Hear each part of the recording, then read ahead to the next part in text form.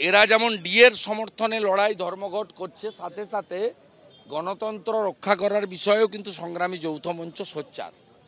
যেহেতু এবারের লোকসভা নির্বাচন ভারতের ইলেকশন কমিশন অফ ইন্ডিয়া করবে সম্পূর্ণ কেন্দ্রীয় বাহিনীর নিরাপত্তার মোড়কে, তাই ইনাদের যে বাস্তব অভিজ্ঞতা আছে পশ্চিমবঙ্গের ক্ষেত্রে, কারণ এই রকম ভোট চুরি পশ্চিমবঙ্গ ছাড়া অন্য কোথাও হয় না।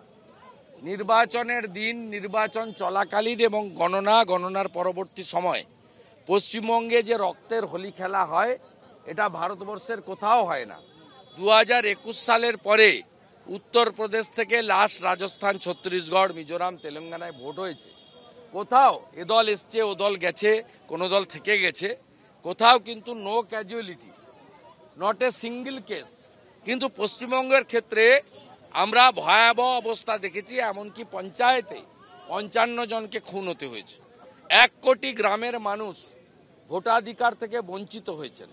এবারেও 15,000 আসন বিনা প্রতিদ্বন্দ্বিতায় জিতেছে এবং প্রায় 20টার বেশি গণনা কেন্দ্রে গণনা কর্মী, গণনার থাকা বিরোধী দলের এজেন্ট প্রার্থীদের ঢুকতে দেওয়া হয়নি।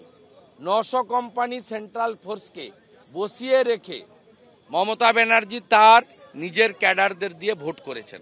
তাই ডিএ আন্দোলন, শূন্য পদে নিয়োগ আন্দোলন, প্রমোশনের ইত্যাদি দায়ে সরকারি কর্মচারী স্থায়ীকরণের আন্দোলন, তার সাথে সাথে গণতন্ত্র রক্ষা করার লড়াইতে এই স্টেক হোল্ডার কর্মচারী, শিক্ষকদের, শিক্ষাকর্মীদের তাদেরকেও এগিয়ে আসা উচিত। এজন্য আমি ইসিআইর কাছে তাদের দাবি, যেহেতু ফুল বেঞ্চ রাজ্যে আছে, তুলে ধরার জন্য প্রস্তাব রেখেছি।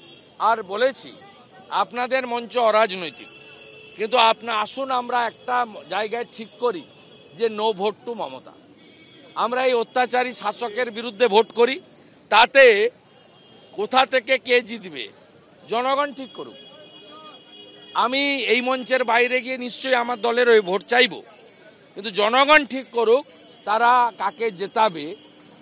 সবাই মিলে যাতে আমরা বলি নো ভোট টু মমতা।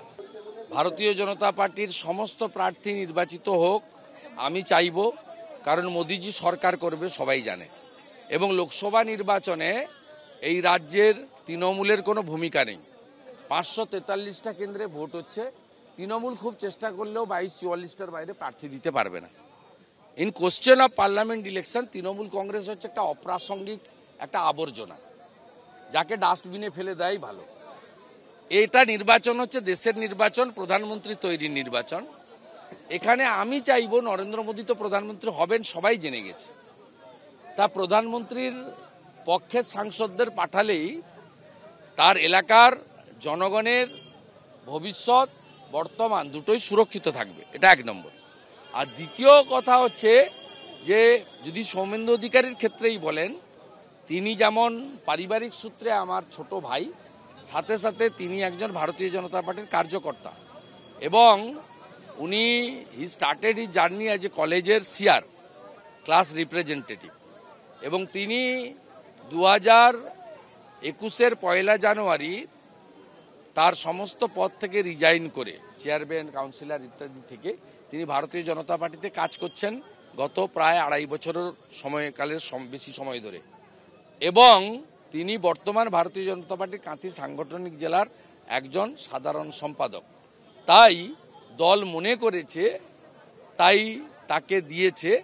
আমার অনুজ ভাতা হিসেবে তিনি টিকিট পাননি, এটা ক্লিয়ার করি।